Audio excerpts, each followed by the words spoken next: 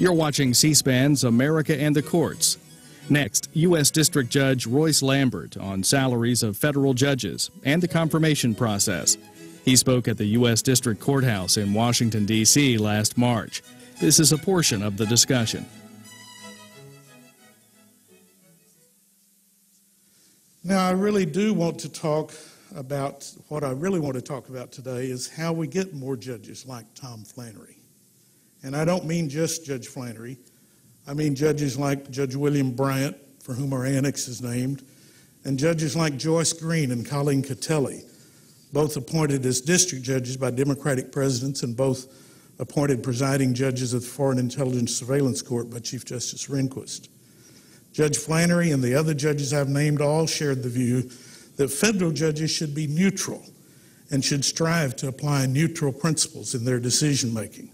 Their personal views had to be and were set aside. They applied the Constitution and followed the law.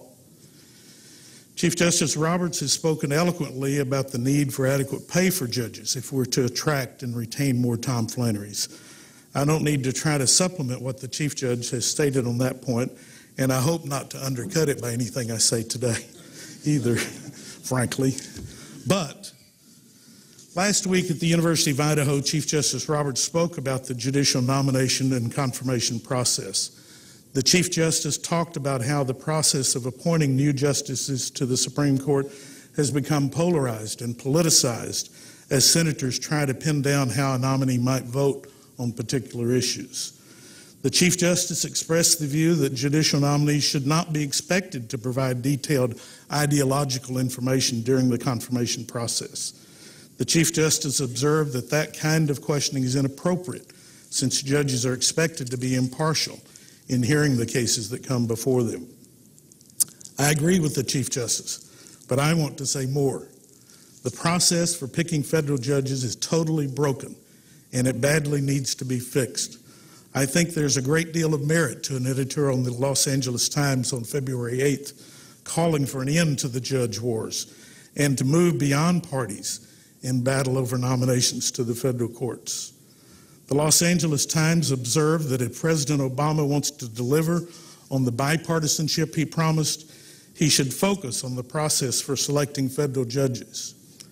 I was nominated in March 1987, and the partisan fight in the Senate over my nomination lasted 6 months and ended in a political compromise that allowed my nomination to be brought to a floor vote just before the Senate recessed in November 1987.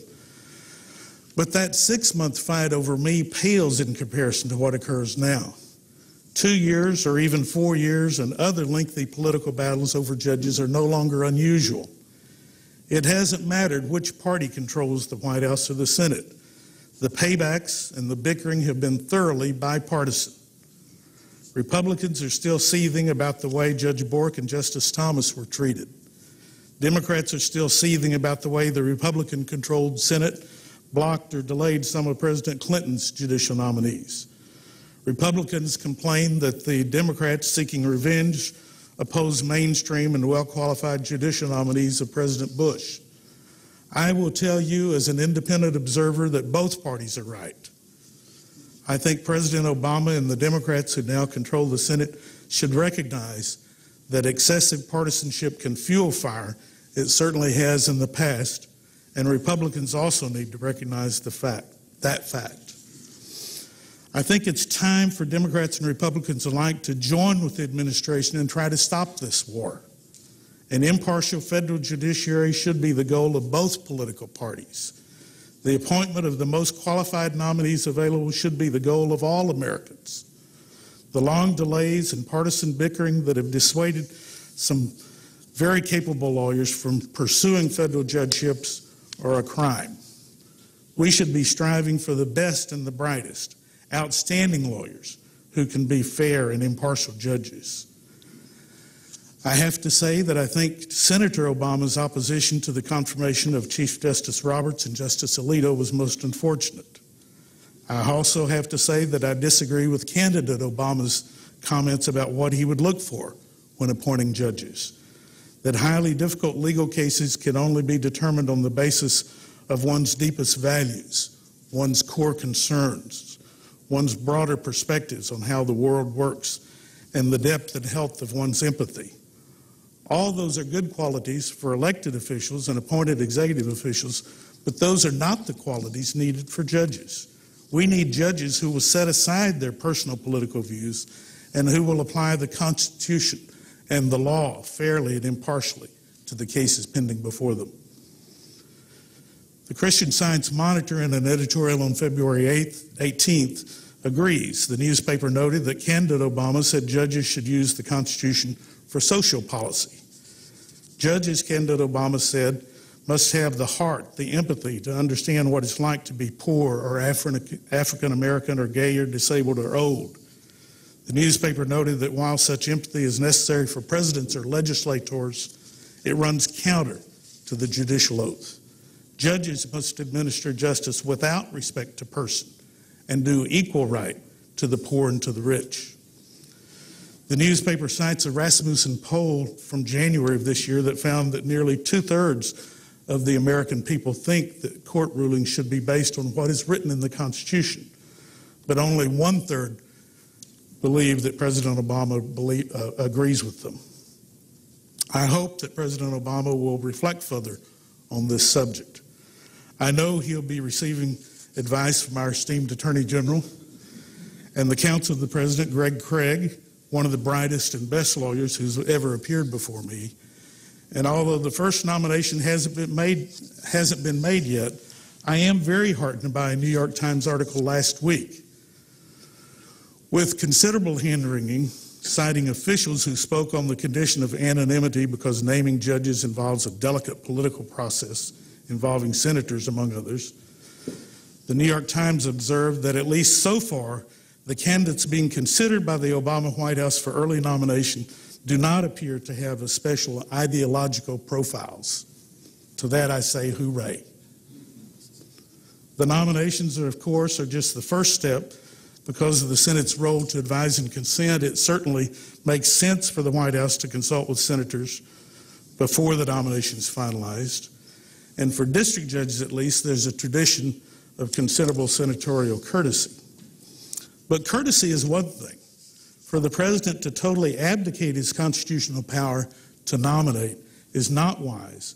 And those who want to submit only one name for the president's consideration rather than 3 or a panel are asking the president to totally abdicate his role in the process. The president should rightfully refuse such entreaties. The president, however, still has to get his nominees confirmed. The 41 Republicans in the Senate sent President Obama a letter on March 2nd in which they said, "We look forward to working with you as you consider nominees for the federal judiciary." They went on to say that unfortunately the judicial appointments process has become needlessly acrimonious. We would very much like to improve this process, and we know you would as well. It is in that spirit that we write early on. The Republicans then went on to request 2 steps your administration can take to achieve that stated goal. But before the White House had an opportunity to respond to the Republicans' letter or even receive it, as far as I know, an interest group was already quoted in news accounts as saying the letter cements the Republicans as the party of no, and said that voters gave President Obama a mandate to appoint judges who understood that the Constitution and laws provide for equal justice for all. That kind of interest group reaction is exactly what causes or creates the poisonous atmosphere that exists today in the Senate Judiciary Committee. Indeed, it is reliably reported that interest groups on both sides feed questions to senators on all the hot-button issues that divide our country: abortion, gay rights, guns, separation of church and state, death penalty, and then stand in the committee room to make sure that their senator performs adequately according to the script. As might be expected, the New York Times has already run its editorial on March 9th condemning the letter from the Senate Republicans. I hope our esteemed Attorney General can persuade the White House to take the Republicans' letter as an effort to engage in a genuine dialogue, not as a threat to filibuster, and hopefully that's what the Republicans have in mind. Having now shot off my mouth on the subject, I will do my part. We have 2 Republican senators from Texas. I'll make an effort to convey my views to both of them. Senator Kay Bailey Hutchinson was in my class in law school at the University of Texas, and we've been friends ever since. And Senator John Cornyn is on the Senate Judiciary Committee, and he could play a key role in helping move us to a new approach on judicial selections. I understand they've met with the President's Council about judicial vacancies in Texas. I hope I can persuade them to play a broader role in putting an end to the current way of doing business. There are currently 67 vacancies in the federal courts, and 22 of those are characterized as judicial emergencies based on the size of the caseload and the amount of time the seat had been empty. Short-handed courts cannot function properly, and many litigants who face lengthy delays and crowded dockets are ultimately denied the justice they seek. The D.C. Circuit has 2 vacancies, including the seat vacated by Chief Justice Roberts. The District Court has 3 vacancies. Judge Kessler's slot from 2 years ago, Judge Hogan, who took senior status on May 1st last year, and Judge Robertson, who took senior status on December 31st. Our court is swamped with Guantanamo cases, which have been too long delayed and which we're currently trying to expedite. The result is we don't expect to try virtually any civil case this spring or summer, and only criminal cases where the Speedy Trial Act dictates trial now. We need new judges, just as many other courts do. The partisan bickering over who borked who and when eventually resulted in confirmation hearings where the wife of the judicial nominee left the hearing room in tears because of the smears of her husband's good name and reputation. That really has a powerful and negative impact on persuading the best and the brightest to undertake the process of becoming a federal judge. One nominee that I know whose nomination lapsed told me that she asked the president not to resubmit her name to the new Congress because she found the Senate confirmation process to be so demeaning. Escalating smear tactics and partisan grandstanding need to stop, and we need to end the war over selection of judges. The timing is right for a joint agreement to stop. I say to both Republicans and Democrats, you're injuring the federal judiciary. For the sake of our country, which needs a fair and impartial and independent judiciary, stop, and stop this year. I want to end my talk today with some words spoken by Judge Flannery in response to an interviewer's question about his ruling in certain civil liberties cases, including one involving a so-called squeal rule for abortions. Judge Flannery said, I'm guided by the opinions of the higher courts, the Court of Appeals and the Supreme Court. I might disagree with an opinion of a higher court, but under my oath, as I understand it, I don't make the law, I follow the law and interpret the law. I might not be sympathetic to a particular litigant's theory, but I apply existing law until a higher court or the legislature changes it.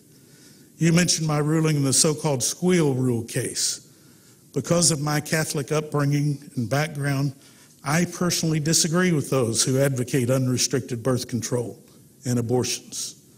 That wouldn't stop me from following the law as laid down by a higher court, although it might be different from my personal beliefs.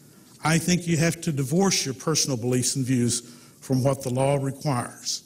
I operate on that principle. That was Judge Flannery. He was my role model. That's why he was respected and loved by everyone in this room. Thank you very much.